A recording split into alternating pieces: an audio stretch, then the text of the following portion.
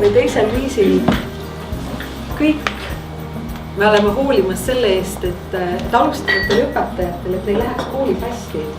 See tähendab seda, et me hoolime nendest inimestest, kes kooli tulevad, me hoolime oma õpilastest ja me hoolime sellest, et Eestis oleks õpetajate järelkasv. Ja tänase üritusega me kindlasti tahaksime anda jällegi sellise lisasisendi või lisamõtteid või lisainspiratsiooni ja teadmisi ja kontakte, mis aitaksid selle teemaga meil koos tegeleda.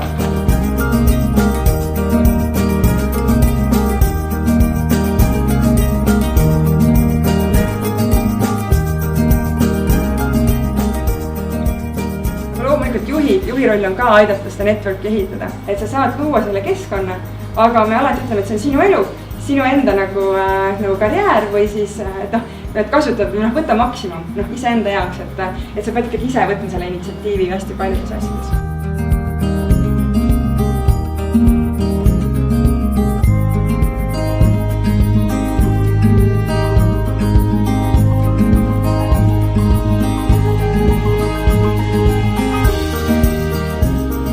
Eraettevõtja, poliitik, koduperenaine õppija, suhtleja, ideede jagaja, National Geographicu fotograaf, disainer, vabakutseline kirjanik, muusikaürituste korraldaja, koolijuht, vabakutseline.